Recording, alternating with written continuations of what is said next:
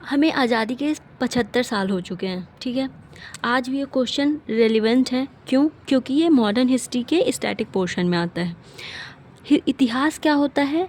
जिससे हम पिछली घटनाओं से कुछ सीखते हैं और भविष्य में वो चीज़ें ना हो, इसलिए इतिहास जो है, हिस्ट्री जो है, हमारे लाइफ के लिए इम्पॉर्टेंट हो जाती है। चाहे वो आपके घर की हिस्ट्री हो कि जो हमारे एंसेस्टर्स ने या पूर्वजों ने गलती की वो हम ना करें, या फिर जो हमारे आज देश की है कि हमारे 75 साल पहले जो हमने गलतियाँ की थी, डिवाइड एंड रूल, विभाजित करो और राज्य करो, वो गलतियाँ आज ना हो कि कोई हमें डिवाइड करे एंड रूल करे, ठीक है। क्वेश्चन की रेलिवेंस देखते हैं, ज़रूरत देखते हैं आज के हिसाब से। क्वेश्चन है यूपीएससी 2025 का जीएस पेपर 1 का 10th क्वेश्चन, ठीक है, सॉरी 9th क्वेश्चन। 8 तक हमने अभी किया है। राजतंत्र, अर्थव्यवस्था, शिक्षा और अंतर्राष्ट्रीय संबंधों के विषय में आज़ादी के प्रारंभिक काल में समेकन की प्रक्रिया को रेखांकित कीजिए। समेकन मतलब मूल्यांकन, उसको सुदृढ़ीकरण, मतलब कैसे स्ट्रॉन्ग बनाया गया। आज़ादी के बाद आप सबको पता है कि हमारी स्थिति कैसी थी, क्योंकि हमारी जो रीढ़ की हड्डी, बैकबोन जो हमारे अर्थव्यवस्था की मानी जाती थी, वो कृषि मानी जाती थी। कृषि को पूर्ण तरीके से तोड़ दिया गया था। क्यों? उसका ट्रेड करके, हमारे सस्ते दामों में ख़रीद कर, उसे विदेशों में भेज कर, उसका मॉडर्निफिकेशन करके, है ना, मॉडिफिकेशन करके, और उसको वापस इंडिया में ज़्यादा, मतलब यहाँ से 1 रुपये में ख़रीदा, यहाँ इनका जो मूल्य था वो 2 रुपये ही लगा, बट हमें वापस वो 10 रुपये में बेचना। मतलब हमें उसको मॉडिफिकेशन ना करने देना और ख़ुद करके भी हमें महंगे, मतलब हमारी चीज़ों को हमें ही महंगे दामों में भेजना। इससे क्या हुआ? हमारे किसानों की अर्थव्यवस्था ख़राब हो चुकी थी। ज़मींदार जो हो गए थे, वो बड़े बड़े ज़मींदार, तो हमारे किसान के पास जो सरप्लस भी नहीं बचता था, किसी तरीके से खाने की व्यवस्था होती थी। औद्योगिकीकरण क्यों करेंगे? क्योंकि वो तो औद्योगिकीकरण अपने एरिया में कर रहे थे। हमारी जो राज व्यवस्था था, राज व्यवस्था पर पूरी तरीके से ब्रिटिशर्स अपना अधिकार करके बैठे थे। तो हम कहीं ना कहीं राज व्यवस्था से, अर्थव्यवस्था से, एजुकेशन उन्होंने सिर्फ इसलिए दी है ताकि हम उनकी हेल्प कर सकें, इसलिए नहीं ताकि हम हमारी खुद की हेल्प कर सकें, है ना। फिर हमारे इंटरनेशनल, अब हम पे एक बात बताइए, आपके ऊपर पर्सनली अगर कंट्रोल किया जा रहा है, तो क्या आप अपने जो रिलेशन है वो अदर लोगों से अच्छे बना पाएंगे? नहीं। वैसे ही भारत के साथ था, जब ब्रिटिशर्स ने हम पे कंट्रोल किया तो हमारे अंतर्राष्ट्रीय जो भी रिलेशन थे वो ख़राब होने लगे, क्योंकि कंट्रोल तो ब्रिटिशर्स अपने स्वार्थ, अपने सेल्फ के अकॉर्डिंग करते थे, है ना। उन पे क्या इफ़ेक्ट पड़ता है, तो पूरी तरीके से हमें तोड़ दिया गया था। इसी वजह से क्वेश्चन जो डायरेक्ट किया जा रहा है कि जब आज़ादी भारत को मिली तो हमने राजतंत्र, अर्थव्यवस्था, शिक्षा और अंतर्राष्ट्रीय संबंधों को कैसे स्ट्रॉन्ग बनाया, सुदृढ़ीकरण बनाया, मतलब बिल्कुल तोड़ी मरोड़ी व्यवस्था को आज 75 सालों बाद हमने उसी टाइम पे कैसे जो है ठीक किया, और आज हम उस चीज़ को स्ट्रांगली फेस कर पा रहे हैं। तो क्वेश्चन कैसे होगा? सबसे पहले इंट्रोडक्शन आप देंगे कि स्वतंत्रता के समय में हमारे जो चैलेंजेस थे, वो नए राष्ट्र बनकर भारत ने कैसे कैसे एक शॉर्ट में 25 to 30 वर्ड्स में उसको कंप्लीट करना है। देन हमें भारत का जो समेकन करना है, सुदृढ़ीकरण करना है, इन चारों एरिया के बारे में बताना है कि हमने कौन कौन सी जो है व्यवस्थाएं की, कौन कौन से सुधार किए। तो ये राजतंत्र क्वेश्चन आपने अच्छे से जान लिया कि हमें क्या बताना है। अब देखिए इंट्रोडक्शन। स्वतंत्रता के बाद भारत के सामने सबसे बड़ी चुनौती नए राष्ट्र के रूप में विभिन्न क्षेत्रों में समेकन की थी, मतलब सुदृढ़ीकरण की थी। यह प्रक्रिया बहुआयामी व दीर्घकालिक रही। देखिए मैंने एक छोटा सा भारत का मैप बनाया। अब हमारे साथ एक समस्या, इसमें तो नहीं पूछा, बट हमारे साथ एक समस्या ये भी थी, हमसे अलग करके पाकिस्तान बनाया गया था, उसके साथ भी चीज़ों को फेस करना। अब आज तक आप देख रहे हैं कि हमें टेरर अटैक हो रहे हैं, कितना हमारा लॉस हो रहा है, हमारे जवान का लॉस हो रहा है ना, हमारी मानव क्षति हो रही है। हमारी जो इंफ्रास्ट्रक्चर है उस टाइम पे नहीं था, लेकिन इंफ्रास्ट्रक्चर अगर हम डेवलप करते हैं तो कहीं ना कहीं ये सारी चीज़ें कैसे समस्याओं के रूप में आई, और कैसे हमने उसे अपनी चुनौती को स्वीकार करते हुए उसमें अच्छा काम किया। तो सबसे पहले राजतंत्र के क्षेत्र में भारत ने क्या क्या स्टेप थे में लोकतांत्रिक संघीय व्यवस्था को अपनाया ताकि सभी को लेकर चला जा सके, कोई भी राज्य अलग होने की बात ना सोच सके, क्योंकि जब एकता की बात आई थी तो बहुत सारे राज्य जो है वो अलग होना चाहते थे।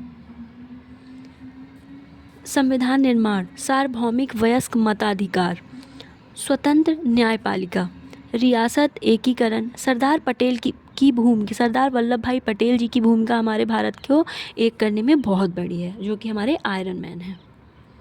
फिर उसके बाद आता है अर्थव्यवस्था पर। मिश्रित अर्थव्यवस्था को हमने अपनाया।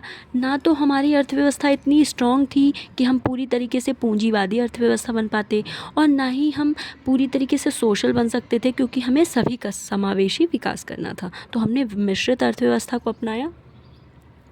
मॉडल योजना आयोग की स्थापना की, पंचवर्षीय योजनाओं का स्थापना किया। पंचवर्षीय योजनाएं जो 12 चली इंडिया में, तो उसका इफ़ेक्ट उसका जो महत्वपूर्ण स्थान आपने देखा ही, कैसे उसने कृषि में जो है सुधार किया, उसने औद्योगिकीकरण में सुधार किया, कैसे अन्य देशों ने जो हमारे यहाँ जो है इन्वेस्ट किया। सार्वजनिक क्षेत्र का विकास, कृषि सुधार, आत्मनिर्भरता एवं संतुलित विकास, औद्योगिकीकरण का विकास। शिक्षा क्षेत्र में वैज्ञानिक दृष्टिकोण अपनाने का, क्योंकि हम भारतीय जो थे वो कहीं ना कहीं अंधविश्वास इन्हीं सब चीज़ों में जकड़े हुए थे, चीज़ों से बाहर नहीं निकल रहे थे, तो उसको वैज्ञानिक दृष्टिकोण दिया ताकि और अच्छे से काम किया जा सके। मानव संसाधन स्किल डेवलपमेंट, विकास पर बल, यूजीसी एजुकेशन, शिक्षा में यूजीसी का स्थान है ना, स्थापना की गई। आईआईटी, आईआईएस संस्थानों की स्थापना, प्राथमिक शिक्षा का विस्तार किया गया। फिर हमारे अंतर्राष्ट्रीय संबंध में गुट निरपेक्षता की नीति अपनाई गई, स्वतंत्र विदेश नीति अपनाई गई, उपनिवेशवाद का विरोध किया गया, एशिया अफ्रीका एकजुटता हुई, शांतिपूर्ण और सहअस्तित्व को स्थापित किया गया। ठीक है, फिर कंक्लूजन करेंगे। इस प्रकार आज़ादी के प्रारंभिक काल में भारत ने राजनीतिक स्थिरता, आर्थिक विकास, शैक्षिक उन्नयन, संतुलित विदेश नीति के माध्यम से राष्ट्र निर्माण की मजबूत आधारशिला रखी। अब हम देखते हैं 10th क्वेश्चन। जो यूपीएससी है ना वो अनप्रेडिक्टेबल है। कभी आप क्वेश्चंस देखेंगे, मॉडर्न हिस्ट्री के जनरली क्वेश्चंस 2 तो ऑलमोस्ट मिलते ही हैं, बट एंशिएंट हिस्ट्री और वर्ल्ड हिस्ट्री के क्वेश्चंस जो हैं कभी कभी नहीं होते हैं, कभी कभी होते हैं। इस बार वर्ल्ड हिस्ट्री का भी क्वेश्चन है, हम उसे भी डिस्कस करेंगे। ठीक है, तो हमारा जो 10th क्वेश्चन है, महात्मा ज्योतिराव फूले के समाज सुधार प्रयासों और लेखन ने समाज के लगभग सभी अपेक्षित तत्वों की समस्याओं का स्पर्श किया। अपेक्षित मतलब अनटच्ड की चर्चा कीजिए।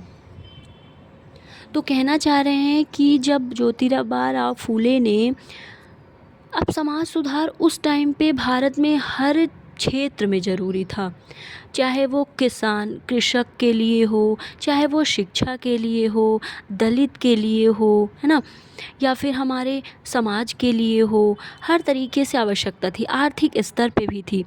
तो उन्होंने यही कहना चाहते कि उन्होंने किस किस क्षेत्र में काम किया, तो मैं तो कहूँगी कि उन्होंने हर क्षेत्र को टच किया। तो इसमें क्वेश्चन ही है कि सभी अपेक्षित तत्वों की समस्याओं का स्पर्श किया है, चर्चा कीजिए। तो मतलब हमें बताना है। तो इंट्रोडक्शन, महात्मा ज्योतिराव फूले 19वीं शताब्दी के प्रमुख समाज सुधारक थे, जिन्होंने समाज में व्याप्त बहुआयामी असमानताओं पर प्रहार किया। उनके समाज सुधार प्रयास और लेखन सामाजिक, शैक्षिक, धार्मिक, आर्थिक एवं लैंगिक सभी प्रमुख तत्वों की समस्याओं को समग्र रूप से संबोधित करते हैं। उनके कौन कौन से कार्य थे, देखिए। सामाजिक क्षेत्र में फूले ने जाति प्रथा, ब्राह्मणवादी वर्चस्व का तीव्र विरोध किया। शूद्रों, अतिशूद्रों की दास्ता को उजागर कर गुलामगिरी कृति में शोषण को स्पष्ट किया। आर्थिक क्षेत्र में स्त्री एवं दलित शिक्षा को सामाजिक उत्थान का आधार माना। सावित्रीबाई के साथ मिलकर स्कूल खोला। ये बहुत बड़ी बात थी उस टाइम पर स्त्रियों के लिए, वो भी है ना अति दास्तान को उजागर कर उनके उत्थान के लिए। धार्मिक क्षेत्र में अंधविश्वास, कर्मकांड, पुरोहित शाही की आलोचना की। धर्म हेतु तर्क, समानता, मानवतावाद पर जोर दिया। आर्थिक स्तर पर किसान व श्रमिक का साथ दिया, स्त्री बाल विवाह, विधवा उत्पीड़न, लैंगिक असमानता का विरोध किया। लास्ट में कंक्लूजन, इस प्रकार महात्मा ज्योतिराव फूले के समाज सुधार प्रयास और लेखन भारतीय समाज के लगभग सभी अपेक्षित तत्वों की समस्याओं को छूते हैं और उन्हें आधुनिक समतामूलक समाज की दिशा में मार्गदर्शन प्रदान करते हैं।